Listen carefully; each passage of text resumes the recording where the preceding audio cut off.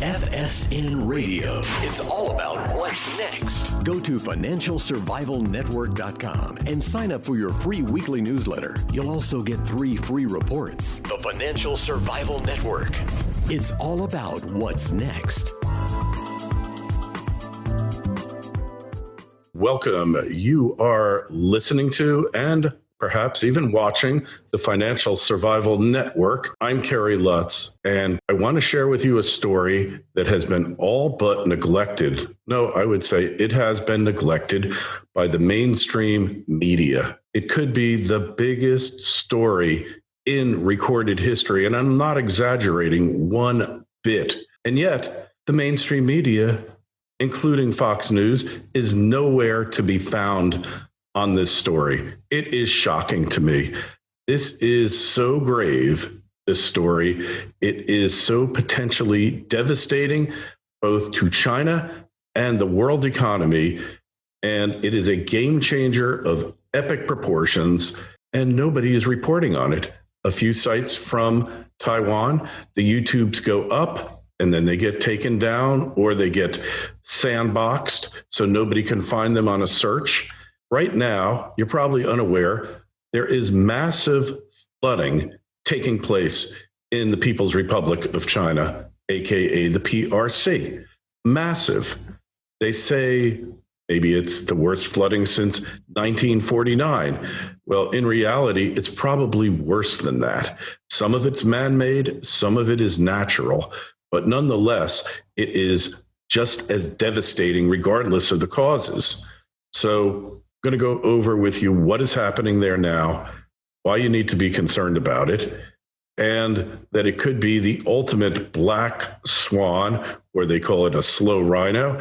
A black swan is an event that nobody believed could ever happen, that it was impossible, kind of like the collapse of 08 and 09. And then when it happens, the devastation from it is just so total. The scale of devastation, the results just make it a horrible event. And then number 3 is you look at it and you say, gee, we should have seen this coming. There were a lot of signs, and there certainly was for this. So I'm not going to keep you in suspense. I'm going to show you a little PowerPoint I did. I threw it together quickly, and I think that you're going to find it very valuable and something you need to be aware of. So let's get to the PowerPoint. So here we are in China on the Yangtze River. The Yangtze River is the 3rd largest river in the world, and it has multiple dam structures on it, the largest of which is called the Three Gorges Dam. And this represents the greatest potential disaster in history. And let me show you why. So, as we said, Three Gorges Dam, largest dam in the world, 7,660 feet long, 607 feet tall, 28 million cubic meters of concrete went into it, 463,000 metric tons of steel. It was started in 1992, completed in 2009 after nearly 17 years. So, the dam was never popular. It was proposed by Sun Yat-sen in 1919, and the actual cost of the dam, we don't know what it is, somewhere between $25 to $63 billion. About 1.6 million people were forcibly moved from their land in villages and cities, places their families had inhabited for hundreds, even thousands of years. After the dam was started, there was dangerous seismic activity increased. It's built on 2 faults. It was an environmental disaster, and corruption in relocation and in construction was pretty shocking. The water reservoir, the retention lake, because a lake is a naturally forming body of fresh water. A reservoir is a body of fresh water that is created by a dam, probably not large enough. Floods still occur, and there have been over 5,000 major landslides And there's a volcano that's been inactive for 500,000 years right by the site that appears to have a large magma flow that's restarted in it. And whether that's from the dam or not, I can't tell you. These are just a few of the negatives here. And one thing that happened, well, let's go back. So there was a flood in 1998 after one bank, the left bank of the dam, was built. And the Chinese called in the Western dam specialist who analyzed everything and said, the welds are not up to standard. And I don't think the concrete was up to standard. Nothing was up to standard. The workers were very upset, and they said it was anti-Chinese racism. But that bank was already built. The other two banks, the center and the right bank, probably with the same techniques. Now you have to understand, in 1992, the Chinese did not have the technical prowess that they possess today. They were rather primitive, and computer horsepower, all these things. But nonetheless, this has been controversial since 1919, and it was believed that they would control the floods. Like I said, Yangtze River, world's third largest river, 400 to 600 million people live downstream from the dam. It's 40% of China's GDP. If you look at this map, you see the dam, Wuhan, famous for the Wuhan virus, directly in its path. And then there's Nanking, there's Shanghai, the largest city in the world, estimated population 24 million, could be upwards of 35 million. And that's at the end of the river, right where it lets into the Yellow Sea.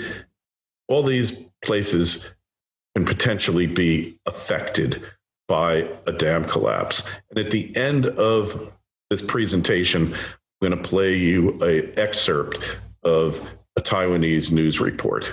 All right, so the dam appears to be deforming over time. On the left here, you see a picture 2009. The dam's a perfect straight line. 2019, it's got all of these weird little, it's no longer a straight line, it's like curving. And what you have to understand, the way the dam was built, it's gravity holding it together. They use these huge concrete blocks, and the blocks are not anchored to the bedrock. And this was kind of a crazy system. China has the worst dam safety in the world. A lot of their dams were built by the Russians in the 50s and 60s using Kremlin concrete and really substandard materials and defective designs.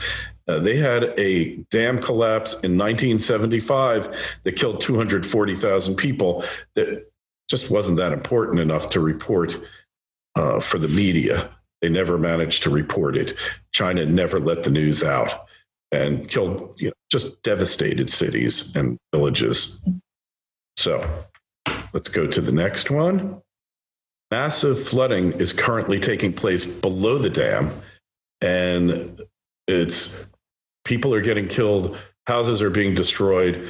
Supposedly, they're preparing for a flood that could go the first 3 to 4 stories of buildings. There's been stories that the authorities have come along and said, if you're under the 3rd or 4th floor, or you're under the 5th floor, you can expect flooding up to your ceiling. And that is pretty shocking. And part of the reason this massive flooding takes place is to relieve pressure on the dam. They are forced to open the floodgates, spillways as they're called. Now, the way they've designed their spillways, it looks to me like they're 50 or 100 feet above the river, and they shoot out in a straight line. And according to a major hydrologist, who I mentioned before, Mr. Wen Hay, I think his name is, I mispronounced his name, let me know in the notes. I'd like to know how to say his name. He was there for the feasibility study, and he says that the downstream from the dam is flooding 5 times faster than before the dam. And that's because those floodgates pour out such a volume of water like nobody can imagine. And they have a choice. They can not open the floodgates, and then the lake will overflow it and maybe cause it to collapse, or they can try to empty it save the dam and perhaps destroy the cities that are downstream for it or damage them greatly. FSN Radio. It's all about what's next. Arcana Corporation is on the verge of bringing the world's highest grade silver mine into production. The Revenue Virginius mine in Colorado has proven improbable silver reserves grading nearly 37 ounces per ton silver, with an all-in sustaining production cost of only US $8 per ounce of silver. The mine is fully permitted with infrastructure already in place, and the company has announced they plan to commence production in 2020. Achieving successful production usually results in a significant upward share price re-rating on the Lassonde curve. Arcana trades under the ticker AUN in Toronto and AUNFF in New York. To learn more, go to arcana.com. That's AURCANA.com. The Financial Survival Network. It's all about what's next. One thing that started as a flood control project became an electrical generation project. And the proof that there's something wrong is that right now, all 13 or 14 turbines are spinning because all the floodgates are open. My understanding, and again, if I have it a little wrong, I'm not an engineer or a hydrologist, but in order to start up the turbines, you open the floodgates, the water rushes through and it spins the turbine, which generates electricity. They've never had all the turbines running at once. The rated production is 22,500 megawatts, so 22.5 gigawatts. And that's, if it stops producing electricity, it becomes disabled, it will create major electrical shortages and disturbances, probably throughout the country. So this is what these cities look like. Wuhan will be first, Nanking will be next, and then we'll have Shanghai taking the brunt. So, like I said, all the floodgates are wide open. Turbines are all producing electricity for the first time. Flooding is happening below the dam at a rate 5 times faster with the dam than it did before. These floodgates, they should have piped them underground and done something to diminish the force with which they intersect the river. Maybe had a separate spillway off to the side with ways to slow it down, but they didn't do it. The water level in the reservoir, it's exceeded it by its rating by about 6 feet, 2 meters. And therefore, that's why the floodgates are open full blast. And it's the equivalent of creating tidal waves. If you've ever read about dam collapses, when they happen, they just descend. The force of the water descends upon the populace, upon the cities there and the towns with just an incredible force. You know, water seems insignificant, but when you have enough of it and it's going in one place, it'll take out any structure. In addition, above the dam, there's been major flooding. Cars are getting in there, buildings are collapsing. All this stuff is eventually going to find its way to its home behind the dam. There's nothing that the Chinese can do to stop it. And there's major siltage that's taking place. It's just an incredible situation for which I can't even begin to estimate the magnitude of the dam being overflowed or collapsing. So leading experts believe, this guy Wen Lei believes that it could be imminent. It could be in July. He said not enough rebar, poor welding, poor quality concrete, and not enough of it. In addition, they were in a rush to open it, so they didn't allow time for the concrete to cure. Curing, you might consider it to be drying, but concrete, supposedly in the Hoover Dam, it's still curing to this day. So they didn't allow it to cure. There were seismic threats. As we said, the retention reservoir not nearly large enough, poorly designed floodgates. If you look at the Hoover Dam, you're not going to find a crack on it. It is the same structure as the day it was opened. Not so for the Three Gorges Dam. Immediately upon filling the lake, they started having cracks on the dam, and they called in an English concrete expert who said, nothing to see here, don't worry about it. Superficial, they're not structural. I would say I had a bridge to sell you, but if that's the effect, I got a dam to sell you. So let's look at the effects of a collapse on China. Cities below the dam will suffer tidal waves, including Wuhan, Nanking, and Shanghai. Like we said, 400 to 600 million people below the dam will be impacted. 40% of China's GDP comes from there. Millions of food-producing acres will be taken out of the food chain. Massive civil unrest leading to the destruction of the Chinese Communist Party. And last but not least, shortage of electricity. Now, you have to understand that when cataclysmic events occur in China, it always leads to a change of the dynasty.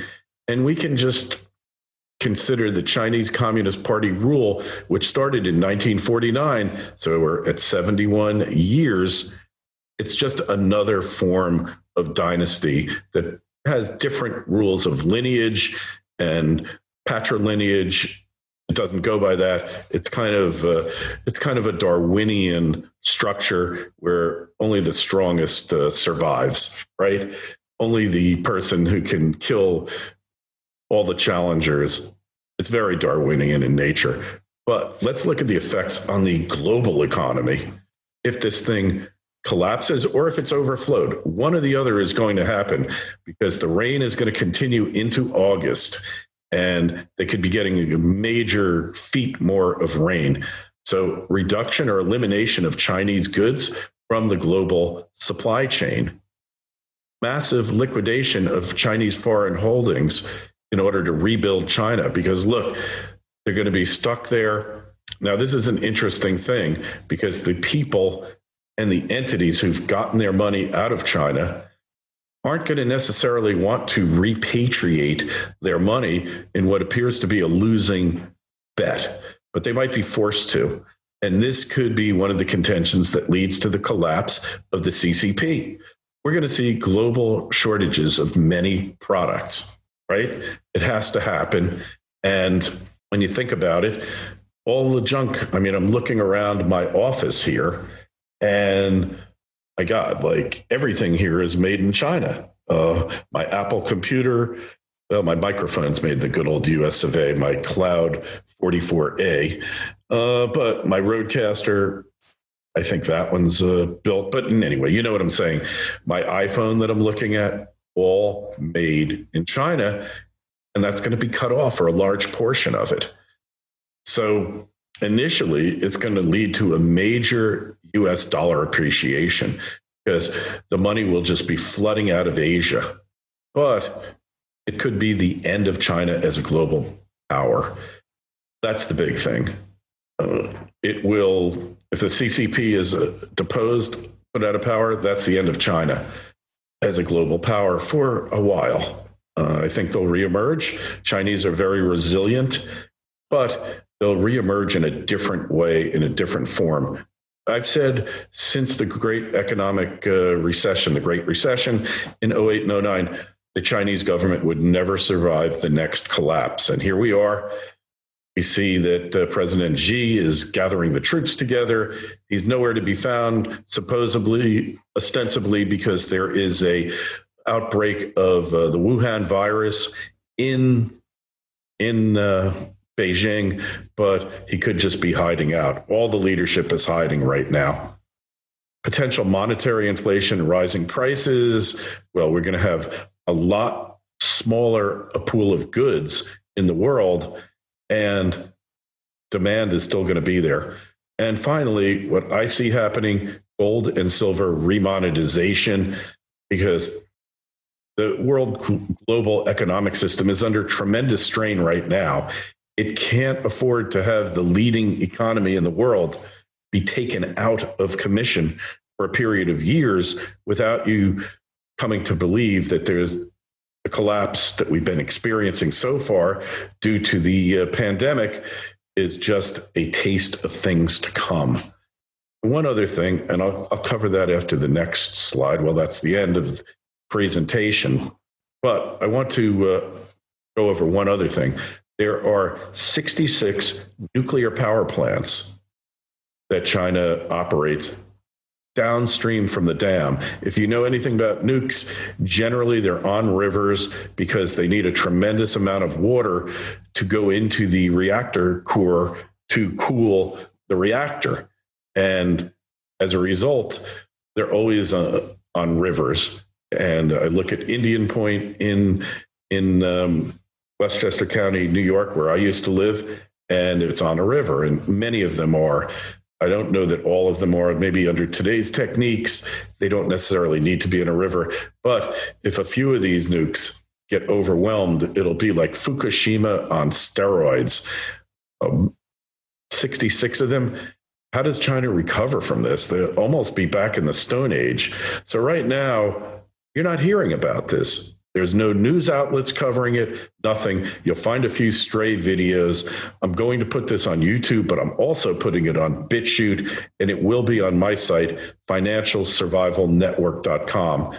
I want to get your feedback from it. I'm not saying it's going to happen. I'm saying there's a likelihood of a collapse, or it's going to be a overflowing of the dam. Either one, I guess overflowing the dam isn't as big a disaster as long as the dam doesn't collapse, but it makes it much more likely that it will collapse if it overflows. It's exceeding its rate now. We have bad engineering. We have bad construction. The person who built the dam was Li Peng, also known as the Butcher of Tiananmen Square. Normally in a project like this, you would have one company designing it, one company building it, and a third entity responsible for quality control. In this case, it was all one in the same company. Mr. Peng is dead now, so he's not going to have to live with the aftermath of his catastrophe, but the rest of the world will. Is it going to happen? Well, I'm going to attach at the end of this, you can watch it, excerpts from a Taiwanese news site. You can be the judge of that, but just write me kl@kerrylutz.com, kl@kerrylutz.com. I want to know your opinion. Why is the media ignoring this story? Are they that in the tank for the Chi-Coms? Or is it just they don't care or they don't want to worry you? China is worrying right now about Hong Kong. They're worrying about India, a war with India. They're worrying about the U.S. going through the South China Sea. They're worried about the Wuhan virus, which is now the Beijing virus, another possible pandemic from swine flu, but we hear no attention to this. And the video that I'm going to show you after this is quite shocking. So again, hey, go to the Financial Survival Network and sign up for my newsletter. We'll be talking more about this. I want to get your opinion. kl@kerrylutz.com, Twitter feed @KerryLutz, Facebook page, Financial Survival Network. Thanks for listening. Check out this video now. FSN Radio. It's all about what's next. China's renewing a yellow alert for heavy rainstorms yesterday as pouring rain continues to soak central and southern China. An expert warns that one of the world's largest dams is at risk of collapse. NTD's Juliet Song has more. A branch of China's Yangtze River is bracing for the largest flood ever in 80 years. An expert warns the Three Gorges Dam, one of the world's largest, is at risk of collapse.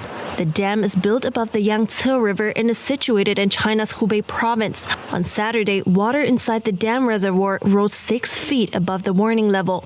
Chinese authorities insist that the dam is structurally sound. But a famed hydrologist, Wang Weiluo, said that the dam is of poor quality and can't provide flood protection. Wang said after a serious flood in 1998, the then Chinese premier hired Western experts to assess the quality control of the build.